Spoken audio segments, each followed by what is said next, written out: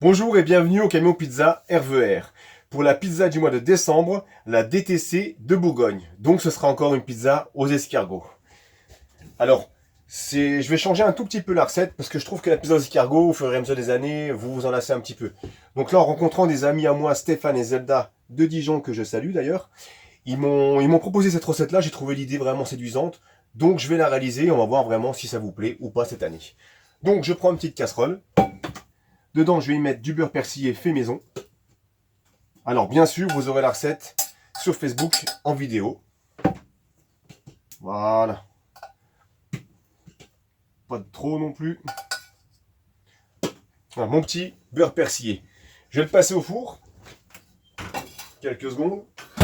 Et en attendant, je vais commencer déjà à étaler la pâte. Donc, on reste sur une pâte classique, bien sûr, hein.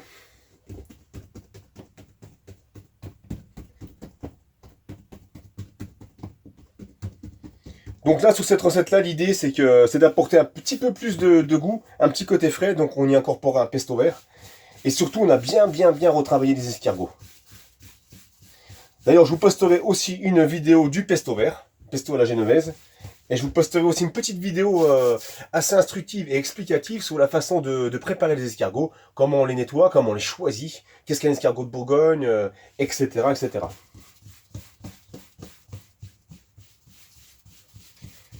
Donc, hop, hop.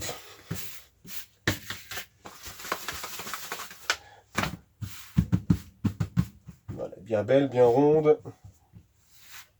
C'est bon, joli. On va mettre une base crème, bien sûr.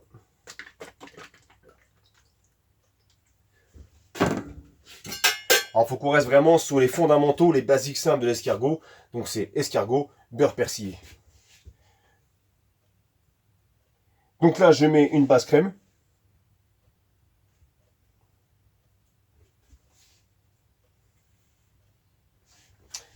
Tac, comme ceci. Impeccable. Je vais sortir de mon four mon petit caclon, enfin ma petite casserole, pardon. Voilà, mon beurre a commencé à fondre. C'est à ce moment-là que je vais y incorporer les escargots. On va mettre ça comme ça. Hop, ça bouge pas. Dedans, des escargots nettoyés. Mais cette fois-ci, je les ai coupés en petits morceaux. Voilà, pour pas avoir l'escargot entier à la bouche, je trouve que c'est assez écœurant quand même, surtout sur une pizza. Donc je préfère le couper en petits morceaux, comme pour la Saint-Jacques en fait. Et vous allez voir, ça va être beaucoup plus agréable en bouche. Ensuite, on va y mettre des petits champignons. Pareil, des petits champignons que j'ai coupés en petits morceaux comme ça. Voilà. Les deux mélangés en bouche, on aura du mal à dissocier les escargots des champignons. Et du coup, je trouve que ça va être beaucoup plus, comment dire, beaucoup plus simple à manger. Ça va être moins écœurant. Ensuite, un petit peu de sel. Hop. Toujours assaisonné. Voilà. Un petit peu de sel. Je vais mettre ça dans le four. Alors, on met bien. Petite préparation. Voilà, on va faire une pré-cuisson dans le four. Quelques secondes. Et en attendant, eh ben, on va faire une petite pause. A tout de suite. Me revoilà, les escargots doivent être prêts. Hop, en tout cas, il y a une odeur. C'est vraiment top top. Hein. Voilà la préparation que je vais mettre du coup sur la pizza.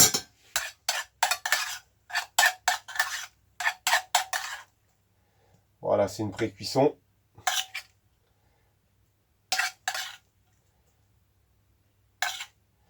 J'étale un peu partout.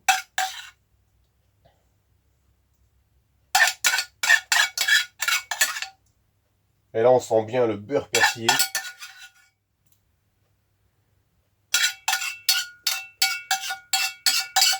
Voilà. Étalé partout comme ça, c'est superbe. Le classique, on va mettre du fromage. Alors, faut pas en mettre de trop. D'accord. Hein, ces pizzas-là, en fait, faut pas qu'elles soient trop écœurantes. Impeccable, juste ce qu'il faut. Un petit peu d'emmental, toujours sous les bords pour gratiner. Voilà, j'insiste bien sous les bords. Nickel, hop, un petit peu au milieu. Ensuite, je vais quand même rajouter un tout petit peu de beurre d'escargot. au centre, je vais faire une petite noisette comme ça. Voilà. Tac, je vais la mettre juste au centre. Ça fera joli. Et par contre, là, sur le centre, je vais mettre un escargot entier. Voilà. Pour le rappel de l'escargot. Comme ça, au visuel, je vois mon escargot au-dessus et je vois mon beurre d'escargot. Ensuite, on enfourne. Comme d'habitude, une petite minute 30. On va voir après ce que ça va donner. Hop. Et ben, je vous dis à tout de suite alors. Me revoilà, la pizza est cuite.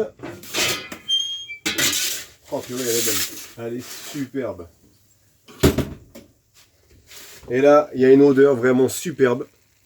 On sent bien le beurre d'escargot, mais c'est pas écœurant. Vraiment, c'est une très très bonne odeur. Voilà, je la pose comme ceci. À ce stade-là, la pizza est presque terminée. On va se rapprocher ici. Comme ceci. Donc maintenant, je vais y mettre un pesto vert maison. Voilà, on va le déposer comme ça. Parcimonie, une petite touche là comme ça. Voilà. On peut étaler, voilà. Ça va donner du parfum. De la couleur aussi. Belle pizza colorée.